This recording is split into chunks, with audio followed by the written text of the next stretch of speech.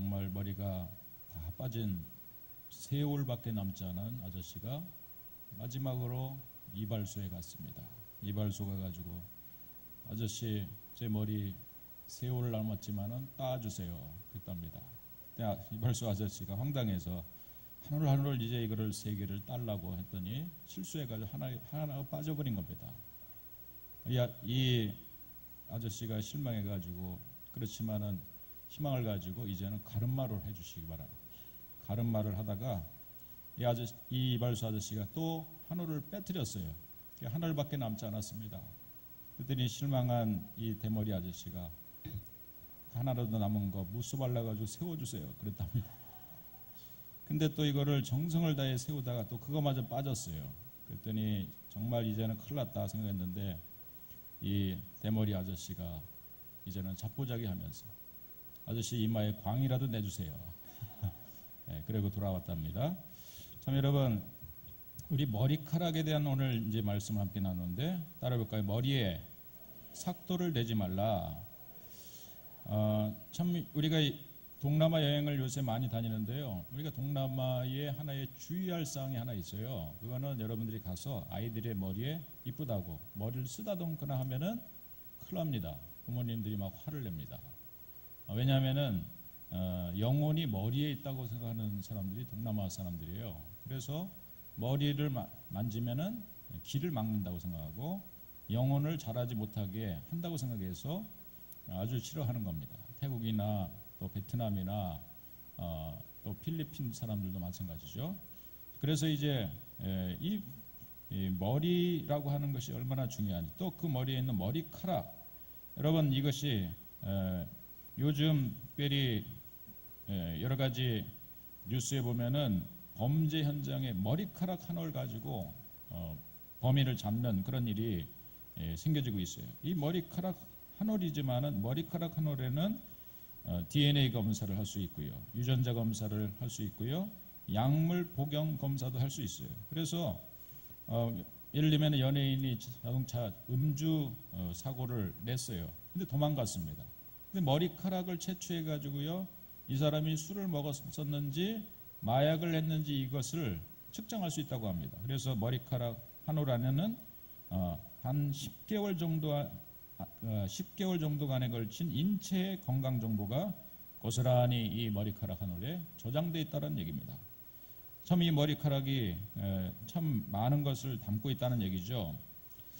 베트남 전쟁을 치르면서 실제 있었던 보고가 있습니다. 미군들이 베트콩하고 이제 싸울 때 그 숲속에 숨어 있는 베트콩이 땅굴을 파기도 하고 숲속에 숨어 있는데 이걸 어떻게 찾아낼 수 있는가 할 때 결국 현지 베트남 사람들이, 이제 월맹 사람들이 가장 잘 발견할 수 있다고 해서 특공대를 조직했어요. 현지인들을 뽑았습니다. 근데 이 현지인들에게 처음에는 그들이 이제 촉이 좋다는 말처럼 머리가 장발일 때, 그들이 원래 가지고 있었던 머리일 때는 정말 촉이 좋게 베트콩들을 숨어 있는 장소를 찾아낼 수 있었는데 머리카락을 미군처럼 짧게 자른 거예요. 군인 머리로. 그랬더니 촉이 사라져가지고 제대로 임무를 수행하지 못해가지고 다시 이 열맹의 베트남 군인들에게는 머리를 기르게 했다라고 하는, 특수부대에게는 머리를 기르게 했다는 이런 보고가 있는 것입니다.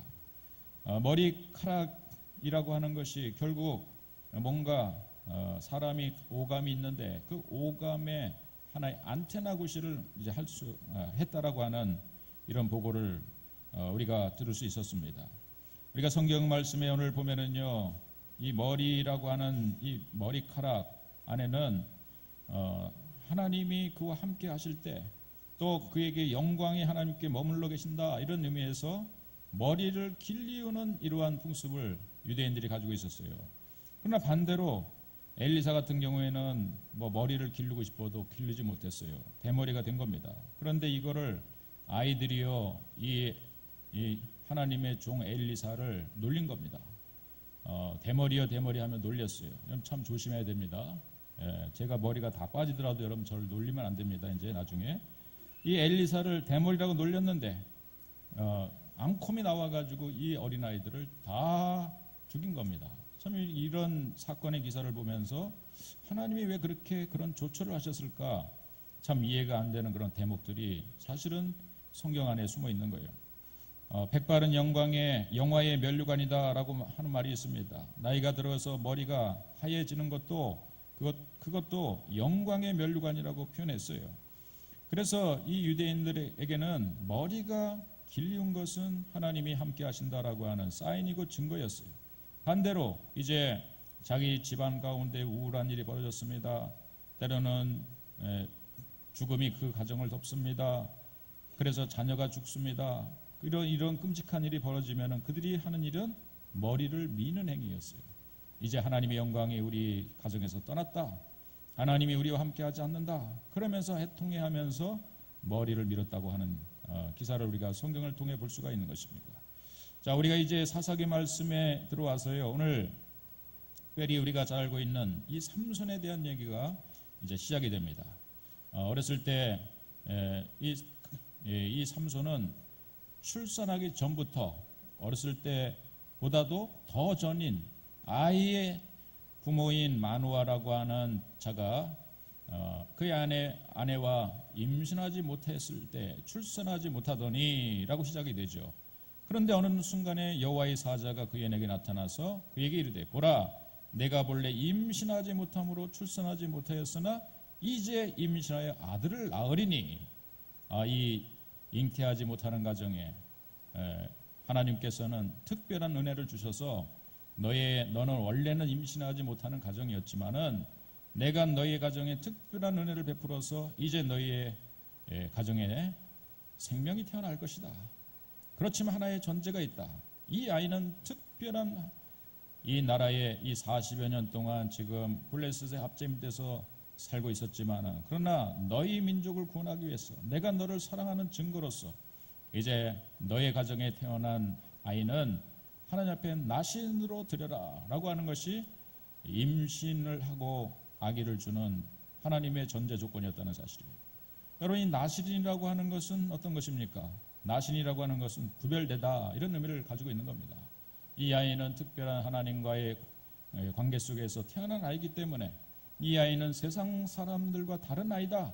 평범한 인생을 살 것이 아니라 하나님 앞에 구별된 인생을 살 인생으로 내가 아예 태중에서부터 구별해 놓은 자식이기 때문에 이 아이를 너희 부모는 책임을 지고 이 아이를 그렇게 구별된 자식으로 나신이로 키우라 이렇게 하나님의 명령을 내렸다는 것입니다.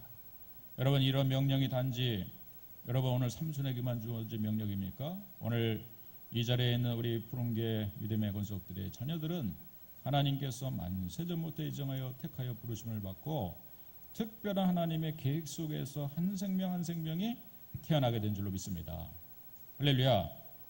그렇기 때문에 이 아이들을 우리가 잘 구별해서 이 아이가 어떤 특성을 갖고 있는지 하나님 앞에서 어떻게 쓰임을 받을 것인지 그것을 부모는 주시하면서 이 아이를 어떻게 키울 것인지 내 힘으로 하지 못하는 부분이 있을 때마다 하나님께 이 자녀를 맡기면서 자녀를 주 안에서 양육하고 주 안에서 기르는 이런 노력이 우리 부모들에게 있어져야 될 것입니다. 여러분 그렇게 못할 때는 또 교회에다가 잘 자녀들을 맡겨가지고요. 우리 교회 주일학교에서 베푸는 많은 프로그램, 여름 성경학교 수련회 이럴 때는 아이를 그냥 어떻게든지 내가 갔다 오면은 용돈 10만 원 줄 테니까 갔다 와 그러면서 그냥 아이를 중고등부 수련회 계속 보내고요. 또 내일부터 시작되는 청년부 수련회 계속 보내보면은 처음에는 애가 뭐 익숙하지 못하다가 어느 순간 한번 따라해볼까요? 어느 순간 은혜가 임한다. 어느 순간이지만은 애가 은혜를 받을 때가 있어요. 제가 지난주 금요일 철야 예배하면서 그 중1, 중2 애들 많은 똘마니들이거든요. 걔네들이 매일 교회에서 그냥 모여서 그냥 장난도 치고 뭐 교회 에어컨도 켜놓고 도망가고 이래서 야단도 맞고 이런 애들인데 어느 날 금요일 날 엊그저께 애들을 딱 눈빛을 보는 순간 아이들이 뭔가 좀 달라졌구나. 예, 말씀을 받는 자세가 좀 달라졌고 호기심을 가지는 눈빛이 좀 달라진 거예요. 물론 제가 이제 설교를 10분 안에 끝낸다, 잘 안 들면 더 길어진다 이러니까 이제 애들이 자세히 듣긴 했지만은, 그러나 분명한 것은 아이들이 뭔가 감이 좀 통하는 게 있었습니다. 설교하는 자와 설교를 말씀을 듣는 자들이 뭔가 교감하는 것이 아이들의 눈빛 속에서 나타나더라고요. 여러분, 수련회 갔다 온 결과인 줄로 믿습니다. 여러분, 아이들이 어느 순간에 이건 모르는 거예요. 하나님이 언제 그 아이를 만져주실지, 그 아이에게 은혜가 임하는지를 모르는 거예요. 그러나 말씀을 통해서, 또 수련회라고 하는 분위기를 통해서, 또 오고 가는 모든 과정 중에서 아이들이 학교 수련회 가는 게 아니라 교회에서 가는 수련회이기 때문에 아들도 알아요.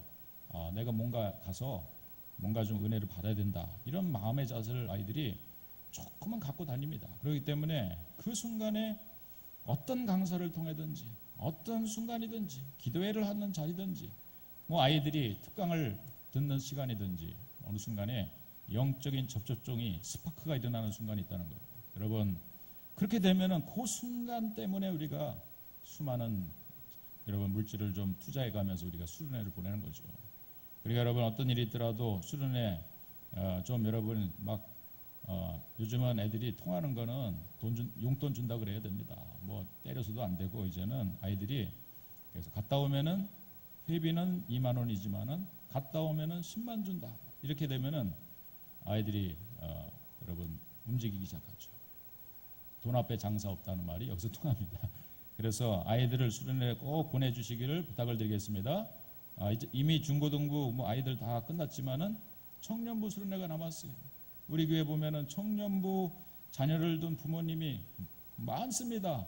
이 자리에 많으신데, 이제 머리 다 큰 아이 청년들을 정말 부모가 용돈 줘도 이제는 안 통했지만은, 그러나 좀 여러분이 다시 한번 권고하시고 좀 진지하게 여러분들이 한번 권고하시면서 내일 떠나는 우리 청년부 수련회 마지막 수련회를 우리 꼭 보내주시길 다시 한번 부탁드리겠습니다. 할렐루야. 자, 이제 이 삼손이 무슨 얘기를 하다 나왔죠? 삼손이 부모님을 서원을 통해 가지고 나신이 된 거예요. 자기는 원하지 않았는데 아마도 부모님도 자식을 나신인으로 키우기에는 너무 어려운 거예요. 사실은. 왜냐하면은 나실인의 서약은 크게 세 가지입니다. 삼과 포도주나 독주를 마시지 않고, 또 부정한 그러한 곧 죽은 시체나 이런 것을 절대 만지지 말고, 그리고 마지막에는 머리를 삭도를 대지 않는 것이었어요. 근데 여러분, 유대인의 풍습은요, 빵 먹으면서 포도주 먹는 거는 자연스러운 거예요. 근데 어렸을 때 포도주를 안 주면은요, 여러분 포도주 아니면은 반찬을 다시 만들어야 되는 거예요. 그렇기 때문에 부모에게는 포도주 안 주는 거는 다른 어떤 것을 대치를 해야 되기 때문에 힘들고요. 또 여러분, 부모가 상을 당해도 죽은 자기 부모를 만질 수도 없는 거예요. 또 머리에 삭도를 대지 않는 건 이발비 많이 절약돼서 좋겠지만은, 머리 여러분 좀 기르면은 그거 머리 따고 뭐 머리 이게 관리해 주는 게 얼마나 사실은 에너지가 필요합니까? 그것도 여자애가 아니고 남자애인데 천천히 머리 이렇게 길러가지고 있는데, 부모가 그거 아침마다 매일 따주려면은요, 얼마나 사실은 귀찮은 일입니까?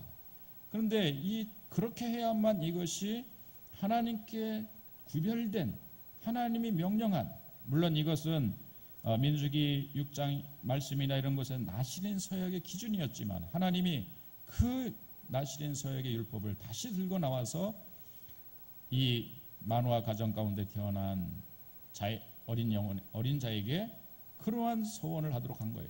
그러한 서약을 통해서 하나님 앞에 나신으로 살 것을 하나님 명령하신 겁니다. 그래서 부모의 서약으로 인해서, 또 하나님의 명령에 의해서 이 삼손은 이 땅에 태어나면서 이제 이 나실인이 된 것입니다. 그래서 한 번도 포도주를 먹은 적이 없었고요. 어린 시절에 또 머리를 기른 적도 없고요. 물론 부정한 것을 만지지도 못했습니다. 이러한 제약 속에서 삼손이 살다 보니까, 여러분 우리가 조금 자녀들을 제약을 자꾸 하다 보면은, 못하게 하다 보면은 더 하고 싶은 그러한 반대 심리가 사실 있는 거죠. 그러다 보니까 삼손이 제대로만 자랐으면 얼마나 좋았습니까? 그러나 삼손은 어느 순간에 조금씩 이제 곁길로 가기 시작해요. 하지 말란 것을 굳이 더 하고 싶은 마음이 들었어요. 어느 날 길을 가다 보니까요, 사자가 죽고 있는 거예요. 죽은 사자가 있는데 가만히 보니까 사자가 뼈밖에 안 남았어요. 근데 그 뼈에다가 벌이 날아와 가지고 벌집을 만들어 가지고 거기다가 꿀을 만들어 놓은 겁니다. 사실은 여러분, 사자지만은 죽은 사자의 뼈밖에 남지 않는 그 사자를 부정한 것이기 때문에 만지지 말아야 돼요. 그러나 달콤한 꿀의 유혹을 누가 여러분 이길 수 있겠어요? 삼손이 죽은 사자의 몸에 있는 꿀을 먹었습니다. 어느 순간에 부정한 사자의 몸에, 죽은 사자의 몸에 손을 대기 시작한 거예요. 처음에는 아마 겁나가지고, 야, 이거 내가 죽은 거 만지면은 내 손이 썩나가 보다, 이렇게 해가지고 두려워가지고 좀 겁이 나면서 손을 댔는데, 죽은 사자 만져도 갑자기 사자가 벌떡 일어나는 것도 아니고요, 손이 썩는 것도 아니고, 아무것도 아니네, 이거 어겼다고 해가지고 나에게 무슨 천벌이 내린 게 아니네, 그러면서 점점 죄에 대해 둔감하기 시작해요. 어느 순간에 소래골짜기로 갑니다. 처음부터 이방 여인을 가까이 하지 말아야 되겠지만 블레셋 여인을 가까이 하는 그러한 삼손이 되기 시작해요. 점점 커가면서 나중에는 아예 소래골짜기, 그곳에는 포도주가, 지금도 소래골짜기, 이스라엘 성지를 가면은 그쪽에 소래골짜기를 통해 가지고 이렇게 트레킹하는 코스가 있어요. 그 골짜기에 내려가면은요, 얼마나 골짜기에 그 시냇가가 있고 또 양쪽에 시냇가에 심겨진 나무들이 있는 것처럼 풍성한 나무들이 많고, 그 주변으로 해서 과수원이 많은데 그 과수원에 포도 농사를 짓는 겁니다. 포도 농사를 지면은 그 포도주를 따서 저장을 하게 되면 포도주가 만들어지는데, 삼손은 그곳에 가서 소래골짜기에 포도주를 마시기 시작해요. 한 잔을 마셔도 아무렇지도 않아요. 두 잔을 마셔도 아무렇지도 않아요. 아주 독주 포도주가 나중에는 독주가 된 것을 마셔도 아무렇지도 않아요. 야, 이거 내가 나신이로 서약했다고 부모님이 얘기했지만, 그러나 내가 아무리 죽은 것에 손을 대고 내가 아무리 나쁜 짓을 해도 하나님은 지금 살아계시나? 천둥번개를 쳐도 나한테 떨어지지 않고 다 다른 놈한테 떨어지고 나는 아무렇지도 않구나, 그러면서 죄에 둔감하기 시작하더니 나중에는 그 소래골짜기에 있는 들릴라라고 하는 여자를 만나요. 그리고 여러분 알다시피 그 들릴라에게 자기의 비밀을 얘기해요. 그거는 힘이 어디서 나요? 삼손? 그러면서 이 들릴라가 또 이렇게 콧소리로 꼬시니까 힘이 어디서 나요? 꼬시기 시작합니다. 그럴 때 드디어 삼손은, 글쎄 내 힘이 머리카락에서 난다고 하는데 이게 진짜인지 모르겠어, 하여튼 머리에서 난대, 그러면서 비밀을 발설합니다. 머리가 잘려지는 순간, 들릴라에서 이 블레셋의 군인에 의해서 머리가 잘려지는 순간, 어느 순간 힘을 쓰려고 하는데 힘이 써지지 않은 거예요. 여러분, 그 순간에 이 삼손은 블레셋 군인들에게 잡혀가지고요, 두 손이 묶이고 또 두 눈이 뽑히고, 그리고 저 연자맷돌, 소나 말이나 끌게 되는 연자맷돌을 메고 그곳에서 이 이방 적들에게 놀림거리가 되고 비방거리가 되면서 힘을 잃은 삼손의 모습을 우리가 보게 되는 것입니다. 마치 이 모습은 무엇과 같으냐면, 처음에는 죄가 아무렇지도 않은 것 같아요. 그 단맛에 취합니다. 점점 달콤합니다. 그러나 그것이 더 한 발짝 한 발짝 더 깊은 수렁으로 빠져 들어가는 과정인지도 모르고, 아무렇지도 않다, 나한테 아무런 일도 벌어지지 않다고 생각하면서 나중에는 자기의 두 눈이 뽑히고 장님이 되고 힘을 잃어버리는 그러한 세상에서 버림받는 존재가 되는지도 모르고 죄의 깊은 나락으로 빠져간다는 거죠. 여러분, 여름에 우리가 맛있게 먹는 연포탕을 보면서, 이 낙지탕을 보면서 항상 그 생각하죠. 여러분, 가만히 낙지, 이 맛있는 여름의 보양이라고 해서 소도 벌떡 일으킨다는 이 낙지를 먹으러 이제 가서 처음에는 양념 위에다가 낙지를 뜨거운 물에 바로 올리지 않습니다. 처음에는요, 불을 살살 이제 낙지를 집어넣지 않고 불을 이제 그 가스불을 켜가지고 데우기 시작할 때, 그때 물이 뜨겁지 않을 때 낙지를 올려놓는 거예요. 그러면 물론 낙지가 이제 거기서 빠져나오려고 뚜껑을 들썩이면서 있는데도 그렇게 발악하지 않아요. 그런데 불을 끼면서 점점점 물이 뜨거워지면서 낙지가 이제는 막 꼬기 시작하죠. 뜨거우기 시작하면서 나중에는 그 뜨거운 물에 자기의 몸을 제쳐가지고요, 우리의 입으로 들어오는 게 아니겠습니까? 여러분, 죄라고 하는 것이 어떤 것입니까? 마치 우리가 한 마리 낙지처럼요, 처음에는 뜨거움을 느끼지 못하는 거예요. 죄를 죄로 여기지 못하는 거예요. 이게 하나님의 심판이 임하고 하나님의 벌이 임하는지도 모르고 한 발짝 한 발짝 죄의 길에 가까워지는 줄 모르고, 그것이 사망의 음침한 골짜기를 우리가 걷고 있다는 사실도 잊어버리고, 우리는 그 길을 걷다가 마침내는 여러분 죄의 깊은 나락 속에 내가 들어와 있는 거예요. 이제는 더 이상 빠져나갈 수 없어요. 두 눈이 뽑히고 앞이 보이지 않아요. 뭐든 이제는 더 이상 소생할 그런 길이 열리지 않는 막막한 그런 장소로 내가 어느 순간에 들어와 있는 겁니다. 물론 여러분을 더 큰 믿음의 사람으로 쓰기 위한 연단과 시련도 하나님이 하시는 것이지만, 그러나 어떤 경우에는 여러분에게 닥친 어떤 결과가 참으로 암담한 그런 결과가 죄의 결과로 기인됐다는 사실도 우리는 잊지 말아야 될 것입니다. 여러분, 깨닫고 다시 한번 저와 여러분들이 오늘의 삼손의 교훈을 통해 일어날 수 있는 저와 여러분들 되기를 주임으로 축원드리겠습니다.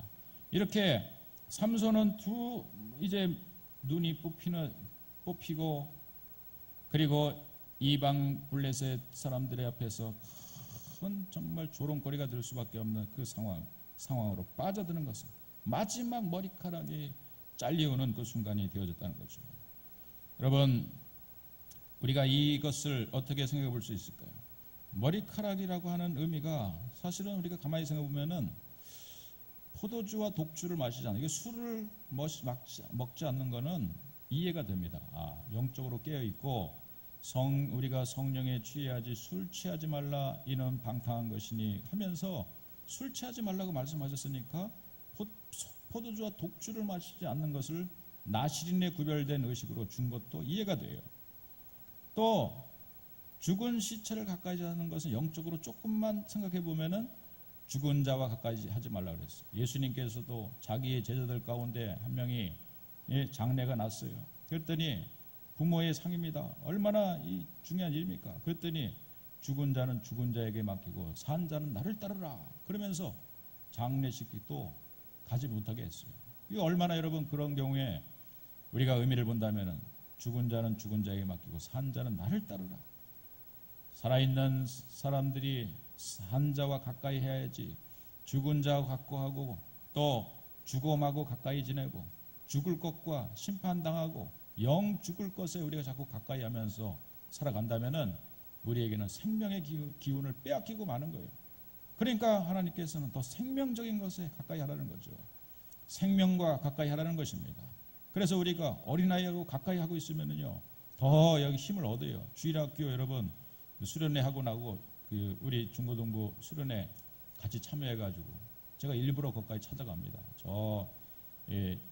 아이들 수련회하는 저 대전 이런 데까지 찾아가요. 잠깐 있는 장소지만 그런 장소에 딱 들어가면은요 중고등부 아이들 그 뜨거운 이 사춘기의 시절을 보낸 아이들이지만은 그 안에서의 그 열기라고 하는 것은 이거는 뭐 정말 불에 대는 것 같아요. 아이들이 그 안에서 한번 불이 붙으면요 얼마나 뜨겁고 얼마나 정말 그 안에서의 이 느껴지는 생명의 열기라고 하는 것이 얼마나 가슴까지 오는지, 그래서 일부러 그런 자리로 갑니다. 여러분, 생명하고 가까이 할 수 있는 저와 여러분 되기를 주님으로 간절히 축원을 드리겠습니다. 그런 일을 일부러 찾아가야 되는 거예요. 이제 오늘 하나님이 두 번째까지 이 생명과 가까이 하라고 하는 것은 이해가 돼요. 그러나 이제 세 번째, 머리에 삭도를 대지 말라는 것은 아무리 생각해도 이게 이해를 하려고 해도 잘 이해가 되지 않아요. 머리라고 하는 의미가 머리카락에 삭도를 대지 말라는 얘기인데 그 머리카락이라고 하는 것이 어떤 의미가 있는가? 여러분, 결국 그것은 제가 서론에 한 가지 예를 들었지만은 이 머리카락이라고 하는 것 안에서 줄기세포를 채취하고 그 안에서 이제 유전자의 어떤 세포를 연구해가지고 그 안에서 유전 정보를 만들어가는 이 과정을 볼 때 학자들은 이 머리카락이 뭐라고 얘기하냐면 광범위한 에너지와 파동과 명석한 사고를 전할 수 있는 거대한 송신기다. 이렇게 이제 이 오늘의 이 삼손의 머리카락 얘기를 알지 못하는 사람들도 머리카락이라고 하는 것이 얼마나 중요한 그러한 단서가 되고 그것이 뭔가 거대한 에너지 파동을 일으킬 수 있는 송신기 같은 역할을 하는 것이다. 이렇게 말할 정도로 머리카락이 그런 정보를 갖고 있다는 것을 얘기하는 거예요. 그런 의미에서 본다면 삼손의 머리카락은 우리가 민수기 6장 7절의 말씀과 연결시켜 줄 수 있는 겁니다. 그래서 이 민수기 6장 7절의 후반절에는 혹시 자막이 있습니까? 자, 한번 민수기 6장 7절 말씀을 한번 자막에 한번 띄워주시면 감사하겠습니다. 같이 읽어볼까요? 시작. 그의 부모 형제 자매가 죽을 때라도 그를 말미암아 이는 자기의 몸을 구별하여 하나님께 드리는 표가 그의 머리에 있습니다. 나실인의 소약을 구별된 말씀을 하면서 바로 하나님께 드리는 뭐가? 표가 그의 머리에 있다. 하나님께 드리는 표가 그의 머리카락에 있다. 이렇게 말씀하는 거예요. 그러니까 머리카락이라고 하는 것은 우리의 몸에 하나님께 드리는 구별된 표식이라는 거예요. 표식. 그래서 정말 태어나면서부터 정말 저나 이 자리에 있는 많은 우리 분들이 머리카락이 없는 분들은 죄송하지만 머리카락이라고 하는 것은 하나님께 드리는 표가 된다는 겁니다. 그것도 의미적으로 본다면 우리의 전신이 있는데 몸이 있는데 우리의 몸은 특별히 직립보행을 하면서 하늘을 향해서 서 있어요. 우리 인간만이 서 있죠. 그런데 그 가운데 가장 꼭대기에 있는 것이 뭡니까? 머리카락인 거예요. 머리카락. 또 거기다 머리카락을 이렇게 세워놓으면 더 하나님과 가까워지죠. 가끔 가다 키 큰 그러한 친구들이 저를 놀리면서 야, 너 여기 한 2m 된 이 공기 마셔봤냐? 이 공기는 네가 마시는 공기하고 다르다 이러면서 정선이 우리 반주자 가끔 저를 놀리면서 아무튼 머리카락 하나 더 있더라도 이게 얼마나 여러분 사실은 사람이 머리 하나 카락이 있는 거고 없는 거 차이가 굉장히 다르더라고요. 얼마나 젊어 보이는지. 근데 이 머리카락은 몸의 꼭대기에 있으면서 꼭대기에 뭔가 구별된 표로 하나님께서 사용한다는 의미를 가지고 있는 거예요. 왜 우리가 하나님 앞에 11조를 드립니까? 물질이 열에 10만 원이 있어요. 그 가운데 1만 원을 잘라서 하나님께 드리는 겁니다. 가장 구별된 표로 하나님께 드리는 겁니다. 이 물질은 내 것이 아니라 이 물질, 이 10만 원은 하나님의 것임을 인정하는 표로 내가 꼭대기에 있는 부분을 하나님께 잘라 드리는 거예요.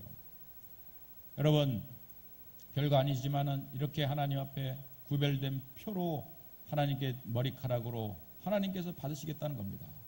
그래서 삼손의 나실인 서약을 통해서 이 꼭대기에 있는 머리카락을 자르지 말라는 거예요. 이거는 누구의 것이냐고? 하나님의 것이라고.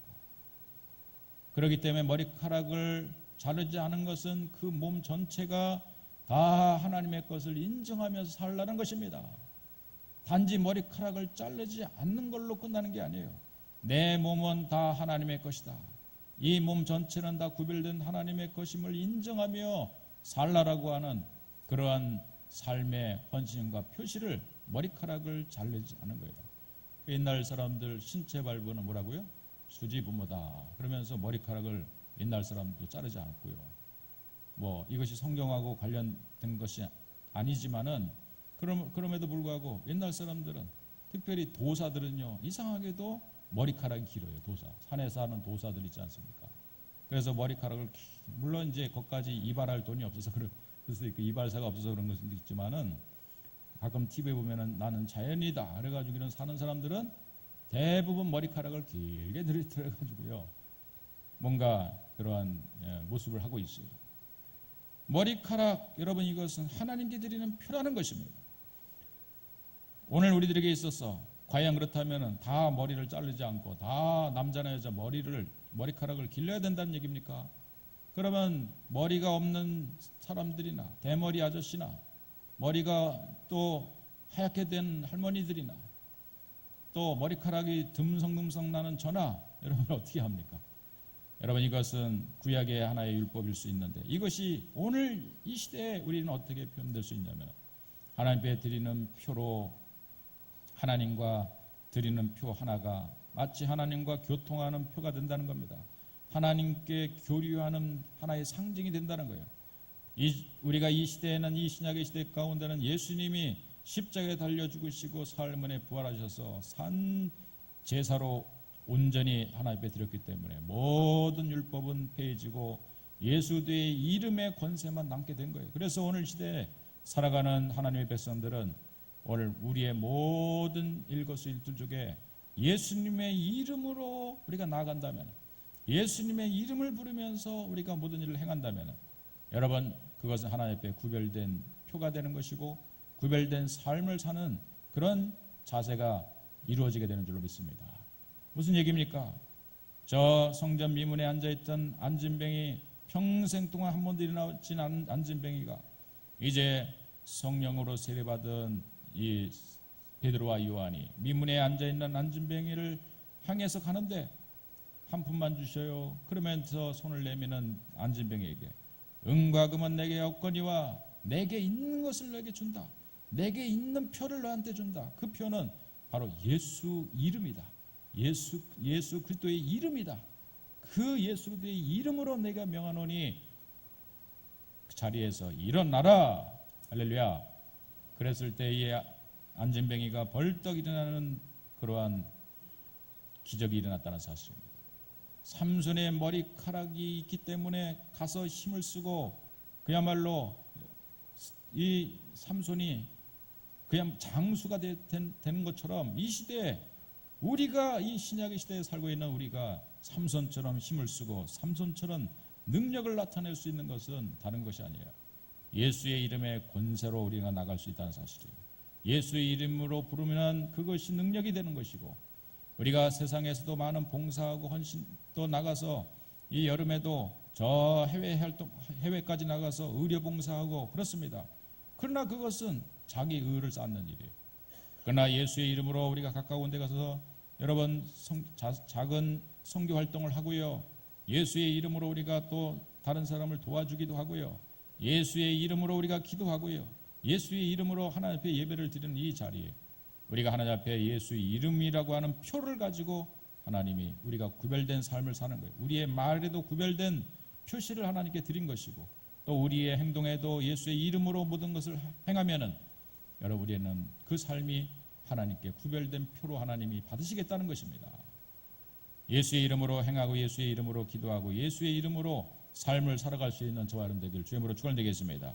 예수의 이름이 바로 구별된 표가 되는 거예요. 그래서 우리가 차를 타고 갈 때도 뒤에 보면 이렇게 물고기 모양이 있어요. 그게 바로 뭐냐?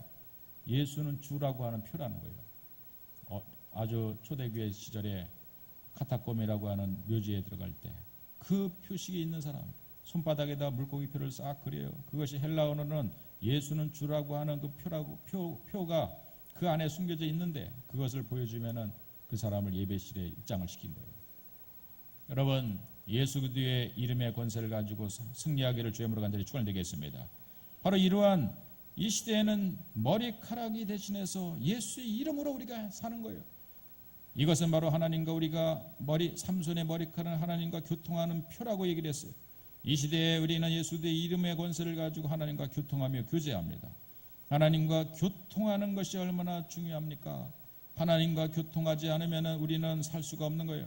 하나님으로부터 우리에게 때로는 명령이 떨어지고 하나님으로부터 우리 가운데 때로는 어떤 우리가 피할 길도 주시고 또 우리가 축복의 길을 하나님이 열어주시는데 우리가 그거를 눈치채지 못하면 표가 하나님 앞에 열려있지 않으면 하나님 앞에 드려진 안테나가 열려있지 않으면 우리는 하나님의 주시는 사인을 받을 수 없는 거예요.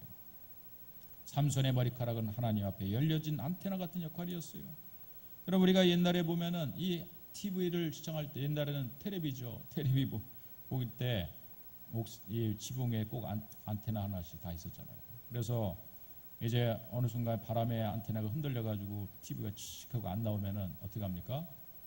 내가 올라갑니까? 동생이 올라갑니까?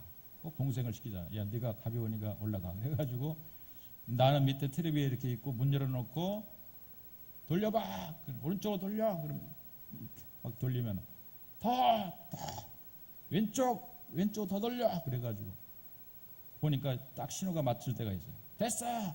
내려와. 묶어놓고 내려와. 그래가지고 안테나 맞춰가지고요. 텔레비 보지 않았습니까? 근데 요즘에는 그런 방법이 이제 보니까 안테나는 다 없어지고 지금은 뭐가 있냐면은 집집마다 셋톱 박스가 있어요. 셋톱 박스. 발음이 안 좋습니까?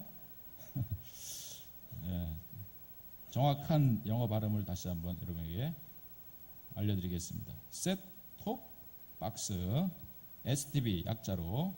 그래서 집집마다 다 TV 밑에 이 셋톱 박스가 있어요. 근데 이게 뭐 하는 거냐? 이게 쉽게 말하면은 이 셋톱 박스는 외부에서 들어오는 신호를 받아서 적절히 변환하여 TV로 그 내용을 표시해주는 장치라고 이제 셋톱 박스를 설명하고 있더라고요. 그러니까 옛날에 안테나 같은 똑같은 역할이에요. 이 셋톱 박스가 있어야만 이제 옛날에는 안테나를 통해서 전파가 들어왔지만은 회선이다 셋톱 박스로 연결돼 가지고요. 셋톱 박스에서 보면은 불들이 여러 개 들어와 있어요. 파란 불이 5개, 6개 들어올 때도 있어요. 그게 다 들어와야만 인터넷도 연결되고 또 그 회선을 통해서 TV도 나오고 전화도 되고 여러 가지로 우리가 셋톱 박스가 이제는 필수 불가결한 그러한 이제 도구가 된 것입니다. 그런데 어느 순간에 인터넷이 안 되기도 하고 어떤 순간에 TV가 안 나오기도 해요. 그러면 빨리 이제 이 서비스를 신청하면은 와가지고 셋톱박스를 먼저 전화로 셋톱박스를 껐다가 다시 한번 켜보세요. 그렇게 얘기합니다. 그러면요 다시 껐다가 키면은 다시 전파가 빨간불이 파란불로 싹 바뀌면서 다시 한번 인터넷도 되기도 하고 TV도 되기도 다시 화면이 잡히기도 하는 것입니다. 이게 바로 안테나인 거예요. 여러분 우리 영혼 가운데 이 셋톱박스가 반드시 필요한 줄로 믿습니다. 이것이 무엇입니까? 여러분 오늘 우리들이 감지하고 있는 삼손으로 말하면 그것이 머리카락인 거예요. 하나님과 우리 사이에 교류하고 교통하는 그러한 장치인 거예요. 근데 삼손은 그 머리카락을 잘라버린 거예요. 그러니까 하나님과 교통과 교류가 되지 않는 거예요. 하나님과 우리 사이의 교통과 교류라고 하는 것이 얼마나 중요합니까? 우리가 사도신경으로 매일 고백하는 게 뭡니까? 성도가 서로 뭐하는 것과 교통하는 것과 또 고린도후서 13장 15절에 보면은 축복하는 마지막 목사의 축도에 대한 내용이 나와요. 그것의 근거에서 여러분에게 축도를 하는 겁니다. 주 예수 그리스도의 은혜와 하나님의 사랑과 성령의 모하심이 교통하심이 너희 무리와 함께 있을지어다. 여러분에게 축복의 메시지를 마지막으로 할 때 축복의 내용이 어떤 거냐면은 성령이 교통하는 것과 최고로 우리 가운데 큰 축복은 뭐냐면은 하나님과 우리가 교통하는 거예요. 서로 선이 열려진 거예요. 하나님이 우리에게 주시는 그러한 음성을 우리가 들을 수가 있고 하나님이 우리 가운데 재난을 피하고 악재를 피할 수 있는 그런 사인을 우리 가운데 보내는데 그것을 눈치채는 사람은 그 상황 속에서 빨리 악재를 피하고 재난을 피해 나갈 수 있어요. 그러나 그걸 알지 못하는 사람들은 영적으로 둔감한 사람들은 이 시대에 일어나는 수많은 재앙과 내 앞에 닥쳐진 재난 앞에서 속수무책으로 삼손처럼 당하는 거예요. 하나님 앞에 특별히 범죄함으로 인해서 우리 아이 안에 밧세바를 번하고 범죄함으로 인해서 하나님의 은혜가 거두어졌을 때 다윗은 시편 51편 11절을 통해서 간절히 기도했던 한 가지 기도 내용이 있었어요. 하나님 내가 범죄에 의해서 하나님의 심판은 달게 받습니다. 그러나 이제 하나님 주의 성신을 내게서 거두지 마소서. 따라해볼까요? 주의 성령을 내게서 거두지 마소서.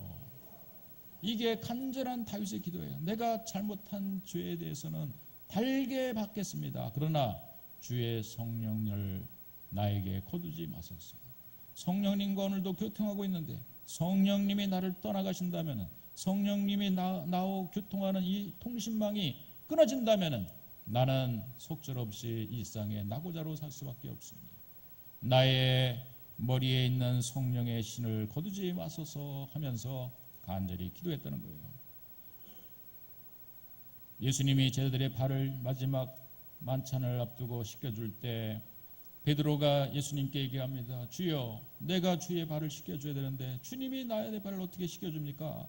그러지 마소서. 그랬더니 예수님께서 내가 너의 발을 씻기지 않으면 너와 상관이 없다, 관련이 없다, 이렇게 말씀하셨어요.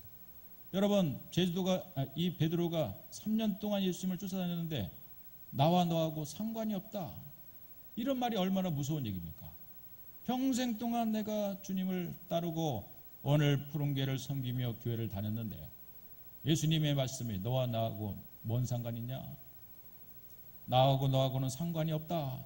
여러분, 이것보다 더 무서운 말이 어디 있습니까? 깜짝 놀래가지고 베드로가 주여, 발뿐만 아니라 나를 아주 목욕시켜 주소서.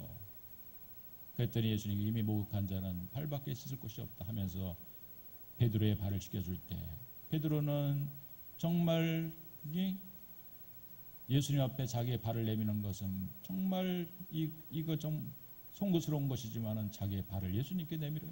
예수님이 베드로의 발을 씻겨주셔요. 이 장면은 뭡니까? 이거는 예수님이, 하나님이신 예수님이 인간의 몸을 입고 이 땅에 내려오셨는데 지금 베드로, 이 자는 그야말로 죄인이야, 인간이에요. 이 베드로를 예수님께서 발을 씻겨주는 장면, 마치 미켈란젤로인가요? 최후의 천지 창조할 때 보면은 하나님과 인간이 서로 손끝을 딱 마주치는 이 그림처럼, 여러분, 하나님과 우리 사이에 교통하는 순간에 하나님과 우리가 서로 만나는 장면이죠. 여러분, 하나님 앞에 우리의 통신회선이 항상 열려있기를 주의 이름으로 간절히 축원드리겠습니다. 축원을 드리겠습니다. 하나님 앞에 우리가 이렇게 영적인 민감을 가지고 하나님과 교통하고 오늘 살고 있다면 하나님이 우리 가운데 늘 내가 문 밖에 서서 두드리노니 내가 내 음성을 듣고 문을 열면 내가 그에게로 들어가 그로 더불어 먹고 그는 나로 더불어 먹으리라 말씀하셨어요. 하나님과 우리는 교통하길 원합니다. 하나님은 우리 가운데 찾아오셔서 우리와 늘 교통하고 교제하길 원하시는데 문제는 뭐냐면은 내 회선을 잘라버린 거예요. 안테나선을 잘라버린 거예요. 머리의 삭도를 잘라버린 거예요. 그러니까 힘을 잃어볼 수밖에 없고, 그러니까 능력을 상실하고, 그러니까 삼손은 세상 사람들에게 조롱을 당하는 존재가 되는 거죠. 하나님과 우리 사이에 통신회선을 활짝 열어놓고 여러분, 오늘도 주님으로부터 내려지는 사인을 여러분 접수할 수 있는 그것을 우리의 영혼의 셋톱박스에 잘 간직해서 그것을 우리 안에 신호로 받아낼 수 있는 그런 민감이 저와 여러분 가운데 있어지길 주의 이름으로 간절히 축원을 드리겠습니다. 축원을 드리겠습니다. 집을 나가는 탕자가 정말 간절히 구합니다. 내가 이제 이렇게 아버지 집을 떠나 멀리 왔더니 나는 아버지하고 이제 상관없는 존재가 됐는데 그래도 내가 아버지 집에 겨우서라도 가가지고 내가 아버지 앞에 품꾼의 하나라도 내가 써달라고 하면은 아버지 집에 나하고 상관관계가 되면서 다시 한번 내가 회복할 수 있겠다 생각이 들어서 탕자는요, 나를 품꾼의 하나로 써주소서, 이런 마음을 가지고 아버지 집에 달려가는 거예요. 여러분, 오늘 우리가 하나님과 교통의 관계, 하나님과 통신회선이 막혀 있다면 오늘 우리는 큰 문제가 생길 수밖에 없어요. 이 여름을 우리가 보내면서 우리가 다시 한번 이 은혜의 계절이죠. 우리가 휴가의 계절이기도 하지만 이 여름은 우리에게는 늘 은혜의 계절이었어요. 저 삼각산에 가거나 또 오살리 기도원이나 한월산 기도원에 가면 이 여름에 많은 사람들이 하나님과 교통과 관계를 다시 이어가려고 몸부림치며 그렇게 기도했던 우리 신앙의 선배들이 있었고요. 지금 아마도 그곳에는 많은 사람들이 그런 관계를 다시 회복해 보려고 많은 사람들이 또 기도하는 그런 사람들이 있을 거예요. 오늘 우리가 그 산으로 가지 못하더라도 내가 산을 향하여 눈을 들리라. 나의 도움이 어디서 올꼬? 천지를 지으신 여호와에게서로다. 예수님께서 예루살렘을 떠나지 말고 내가 너에게 당부한 말씀, 그것을 가르쳐 지키게 할 때까지 너희가 이 산에 머물라. 여러분, 왜 산에 머물렀습니까? 상징적으로 예루살렘은 굉장히 높은 곳에 있었죠. 더 꼭대기에 올라가야만, 산에 올라가야만 사실은 하나님을 더 가까이 뵐 수 있는 상징적인 장소가 바로 예루살렘이었어요. 오늘 우리가 산을 향하여 눈을 드시기 바랍니다. 우리가 더 주님의 계시는 성산을 향해 발걸음을 오르시기 바랍니다. 주님을 향해서 우리가 닫혀졌던 통신회선을 다시 회복하고요, 주님이 우리 가운데 내리시는 사인을 우리가 다시 한번 우리가 접수해서 우리 가운데 오늘도 세밀히 말씀하시는 주의 우리를 축복의 길로 인도하시는 그 길을 인도받을 수 있는 우리 푸른계 성도님 되기를 주님으로 축원드리겠습니다. 함께 기도합시다. 주여, 오늘 이 시간 다시 한번 나의 오감을 다시 한번 더 긴장시키며 하나님, 우리의 마음 심령을 다시 한번 주 앞에 모두어 우리의 통신 회선을 주님 앞에 아버지 하나님 연결합니다. 때로는 그 선이 끊어지고 또 머리에 삭도를 대어서 잘리움받아 하나님과 교통의 관계가 끊어졌던 삼손의 그 아버지 하나님 비굴한 또 그 연약한 모습을 우리가 교훈 삼아서 하나님과 우리의 관계가 결코 끊어지지 않게 하시고 성령께서 나를 떠나서 성령님이 나를 아버지 거두어서 하나님 주님과의 교통의 관계가 끊어지는 그런 하나님 연약한 자 되지 않도록 하나님 도와주옵소서. 주의 성령을 다시 내게 부어 주시옵소서. 주의 통신회선을 다시 연결시켜 주시옵소서.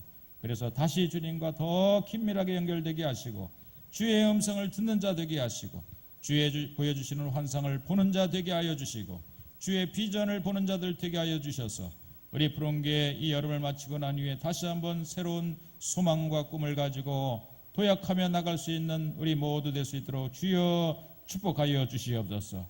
이 시대에 많은 재앙과 재난이 우리 앞에 가로막혀 있지만은 주의 주시는 사인을 자세히 듣고 그 음성에 귀를 기울이며 주의 성령의 인도함을 받는 사람들은 반드시 승리하고 반드시 하나님 성공하게 될 줄로 믿습니다. 주여 말씀하여 주옵소서. 주님의 종들이 오늘도 귀를 기울여 주의 음성을 듣겠나이다. 주여 오늘도 우리 가운데 들려주시고 우리 가운데 보여주시옵소서. 예수님의 이름으로 간절히 기도 올리옵나이다. 아멘.